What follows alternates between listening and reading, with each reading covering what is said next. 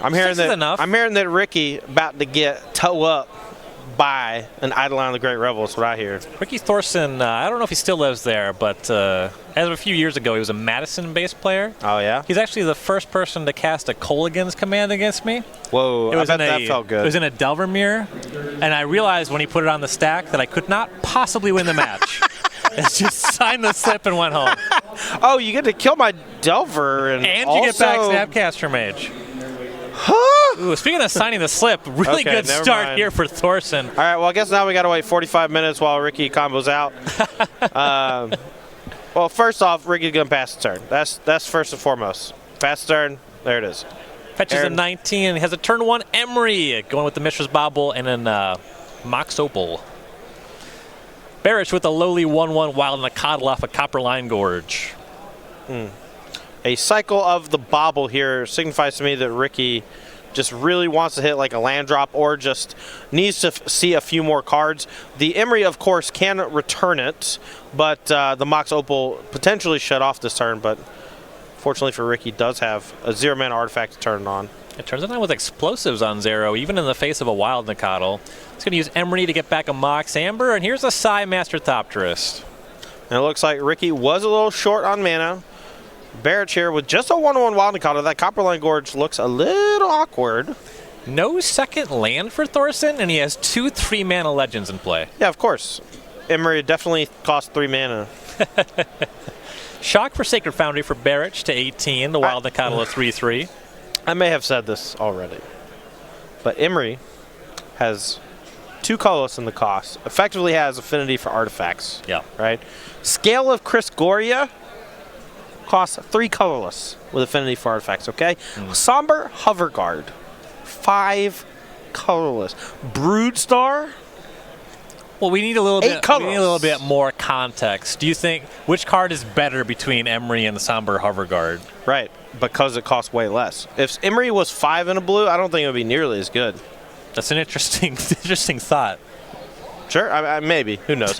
Anyway, Wild Nacatl does get pumped by Tarkus command. That actually knocks down the Psy after block. Ricky choosing to try to protect his life total here, but we'll see if he's able to claw back in this game. Barich starting to put a little bit of pressure on him now. Engineer Explosives now on 1. That'll cover the Nacatl at some point. I would guess this turn. There's very little reason to hold back on it, especially because Emery can just rebuy it next turn. Yeah, Thorson not interested in taking 3 at 16 off of that Atarka's command. Now this is a spot that's pretty good for Ricky if Barich isn't able to clean up the Emery. Because of the recurring Engineer Explosives, that means Eidolon the Great Revel is no longer a significant threat, but Barich takes care of it with a Searing Blaze. Thorson to 13 off of that, so now he'll need to reset a little bit from here. Does find the 4th mana, is going to be able to deploy Urza, Lord High Artificer this turn. That's going to be a pretty good one if you ask me. Well, right now he's pitching up his 3rd mana, because the Mox Amber is off at this point. Correct. We both realized at the same time. I don't know if you saw his face. The face cam often does a good job of telling the story. It's a fetch Shock, though. He's got something he wants to cast. He'll go to 10 for it. If it's just Guy's Ascendancy, I feel like you should have maybe just fetched Mountain, just because the Mox Opal taps for it. Well, it is Ascendancy. We'll see if those extra 2 life end up mattering. They often do against Burn. Yeah, absolutely. It's also possible. There might just not be a Mountain in the deck. I know the mountain is bad. Okay, so right. that there is one in the deck though. When you have Astrolabe, you just load up on basics, right? True that. But you do want one of each fetchable land type, you know. Right. Just so you can make sure you can actually cast a Just Guy's Ascendancy. It's not free. It's very cheap. It's not free. Here is Eidolon of the Great Revel for Barich. Now that one's going to pose some real problems for Ricky because now even if he looks for an answer, he's going to take some damage. Starts with Explosives on 0. Takes 2 points for that. Loots off the Ascendancy. Huh? Yeah, you would think put it on 2, right? I would think put it on 2. Oh, he doesn't even have the mana to crack it, though, so that makes a little more sense. He's looking for mana for Urza this turn. Sure. Trying to go for something a little bit bigger. Yeah, the problem is Urza's the only card, basically, that you can cast outside of Paradox Outcome that doesn't deal him a lot of damage. But I think he's got maybe a backup Urza, so he's just pitching one to the Jeskai Ascendancy trigger. And here I think Eidolon the Great Revel is just going to do it. Yeah, might be Grinding Station and 2 more Urzas in Thorson's hand. See a Lightning Bolt end step. Thorson to 5. Goblin Guide. Yep, that's going to cut Thorson off of spells. So there's 4 points coming across there. Barich takes it didn't look that close, but I think it was a lot closer than it ended up being, right? Like Barich kind of ran away with it after the Eidolon because Ricky just kind of missed on lands for a few turns. But long story short, like Ricky seemed like he was in pretty firm control of the game with Engineer Explosives, with Emery just rebuying. You know, maybe the entire texture of the game changes if Ricky just doesn't block with the Psy Master Thopters on turn 2. Sure, something to consider for sure. Yeah, Thorson kind of exploded on turn 1, cooled off a little bit after that Psy died, and just kind of went out with a whimper. Going to sideboards, though, he has some help here. Thorson has 3 Oko Thief of Crowns, 2 Galvanic Blast, 2 Mystical Disputes, 2 Teferi Time Raveler, a Blood Moon, a Ceremonious Rejection, a Disdainful Stroke, a Narset, Parter of Veils, a Path to Exile, and a Tormod's Crypt. So I think you just want to bring in basically every card that can interact with an Eidolon the Great Revel. It's also good for Ricky that a lot of, or that Aaron's build of this deck actually leans a little more creature heavy, so he's going to get a bit more mileage out of those spot removal spells. So a couple Galvanic Blast, Path to Exile come in. I don't really want much of anything else. Maybe the Oko because it generates the food and he can potentially gain some life off of it, but it is a pretty slow way to gain life. But the fact that it gains life every turn is particularly cool. Right, for Barich's side of things, 3 Cinder Vines, 3 Path to Exile, 3 Smash to Smithereens, 3 Tarmogoyf, 2 Searing Blood, and a Skullcrack. So I think we figured out the major reason why Barich is playing green. It's because Cinder Vines is a phenomenal sideboard card against these Urza Ascendancy decks. Not only does it deal them 1 damage whenever they cast a non-creature spell, but it also makes it so that you just have an extra answer to the likes of Jeskai Ascendancy. You can sometimes use it to blow up a Mox Opal if you want to. Acts a lot like Eidolon the Great Revel in a lot of spots, except it just deals deals damage for more permanents being cast. You know, like it hits them for the Paradox outcome on top of everything else. Yeah, makes sense. I would likely bring in Cinder Vines, Smash the Smithereens, leave Tarmogoyf on the sideline. That's not really the matchup for it. Skullcrack, I don't think really that worthwhile.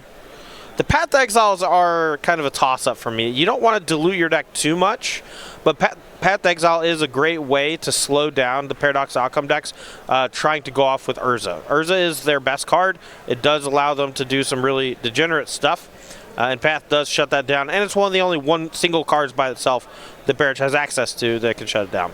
So these are 2 pretty popular decks in Modern right now. We have Modern Regionals coming up next weekend. We want to tell you more about that tournament right now. Regional Championships return Saturday, October 19th.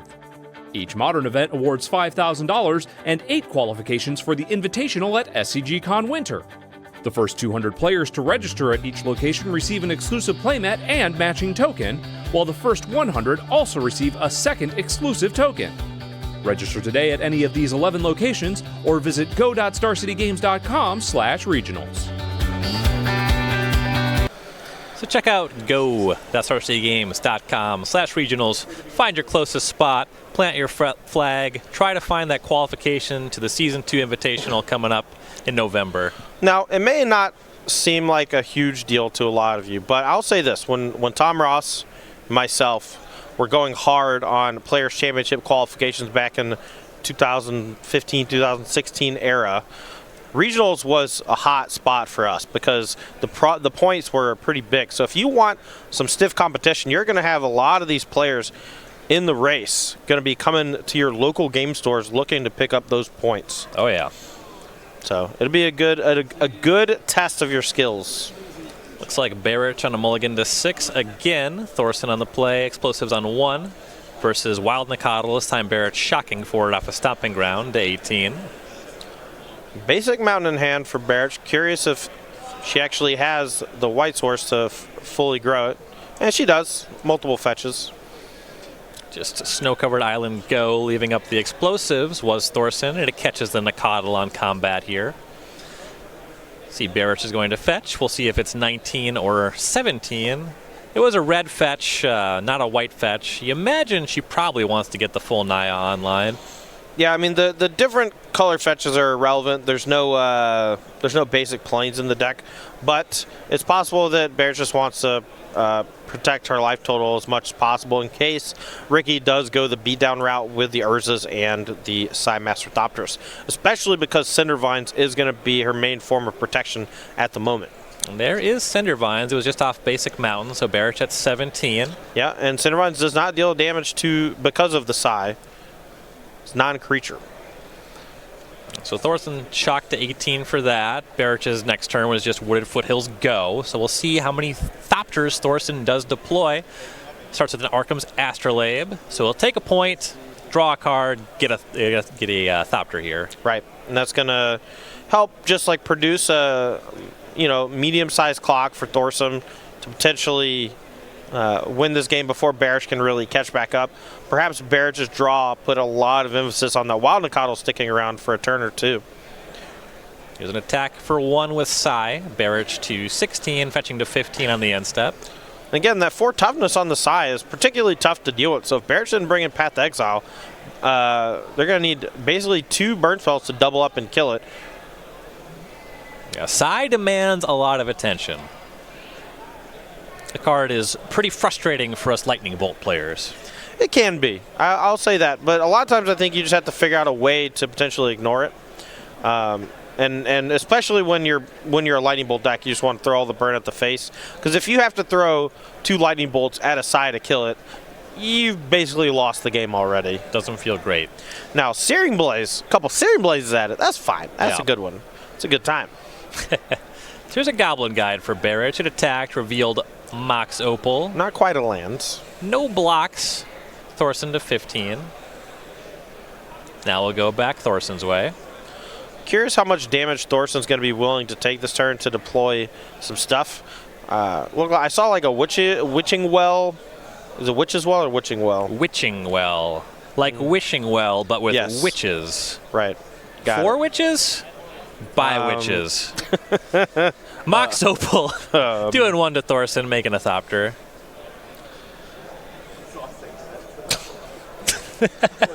Sometimes you're exhausting. I make no apologies for the way I am. That's fine. You shouldn't have to. Oko. Well, that's loco. As you make no apologies for the way you are. That's true. another point coming at Thorson off the Cindervines.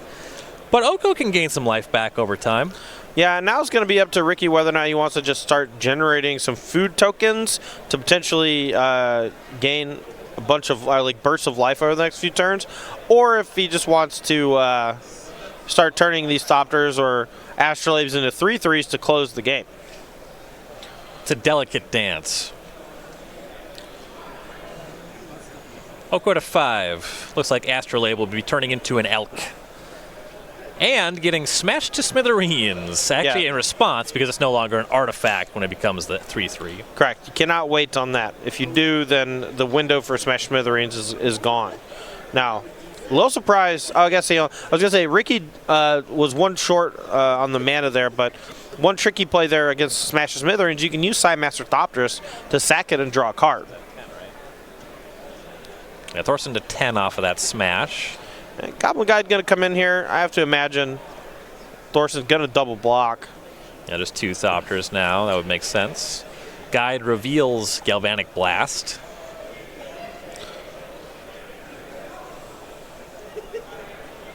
Looks like a single block. Interesting. So Guide eats the servo. Could be in trouble against some kind of searing effect, I suppose. He knows he's not drawing an artifact. I don't know what's all in the hand. Well, I guess he also just has his red mana cut off if he double blocks, right? Because even a tick up on the Oko only makes 1 artifact to turn on the Mox Opal. Yeah, that makes sense. So Oko up to 7. Now the food token is going to probably put Ricky basically out of burn range over the next few turns. And that's really the strength of Oko as a sideboard option in this matchup. You know, you saw Barich kind of pivot towards more Disenchants, Cindervines, things of that nature. And Ricky has just gone full-blown Psy control with Oko on the top end as a way to generate food tokens to gain life. My memory's not what it used to be. Maybe you can confirm this, but has Cindervine's done more than 2 damage this game? It dealt damage from the Astrolabe and damage from the Oko. Make it 3 now off this outcome? Sure. So going to be just targeting Mox Opal here. I guess he wants to do this main phase so he can replay it, get a token off of Psy and cast Galvanic Blast maybe. What I'm getting at is the Cindervines does not look super impressive. I figured it out. Yeah. But now it's done 4 damage. So it's and it can still be sacrificed to deal 2 more. Is another big part. True. 5 damage. Effectively 7. I don't think Barich would have a shot in this game without it, for whatever that's worth. Sure. I still think Barich is in a heap of trouble. If I'm Barich here, I might actually shoot down the food token with the Cindervines in response to the Mox Amber, because right now Ricky doesn't have a second mana source active. And you get to take out the food token, deal 2, keep him off of that 3. The problem is I don't think that Barich has 1 card that can deal 5 damage here, and that's really the breaking point. Yeah, Barich a little bit on the flooded side for a burn deck as well. Her last turn was just land go. Yeah, and I believe that the hand has 2 more lands in it, so. Something that is kind of curious. The departures from the stock burn deck as of late. She has the green splash. We usually see a lot of Horizon lands. Yeah. Looks like 1 Sunbaked Canyon, and that's it for Barich. Well, it's hard to fit a bunch of Sunbaked Canyons into the deck because you need fetches and shocks and extra duels for Wild Nacatl. Right. So that is definitely a loss there by playing the 3rd color. And you can't really afford to play something like Horizon Canopy, so it's either Sunbaked Canyon or bust. So Thorson ends that turn at 5 with 2 mana up to sacrifice the food. Or where did he use the food? I got blown up by the Cindervines. There it is. Cindervine's off the table. Barich did the thing that I said. Yeah, that makes sense. I was looking at the deck list. Yes. Apologies. It's okay. You don't always have to apologize for being smart and looking things up. Apologize for doing one part of my job instead of the other part simultaneously. Yeah. Here's Goblin Guide attacking, revealing Scalding Tarn. Thorson will pick that one up. And once again, looking at a single block, it looks like. All right, Barich's going to let the single block just happen. We'll see what she can pull off. Passing of the turn, don't feel like it's it. Now that Ricky can just tick up the Oko again, make another food token, potentially gain 3 more life. Now, if I'm Ricky, I basically do nothing for the rest of the game except try to trade off with Thopters against the Goblin Guide and gain life with Oko, you know? Yeah, just don't put yourself in more of a burn range than you're in. Right. Try to water in the life total and apply enough pressure. Makes sense.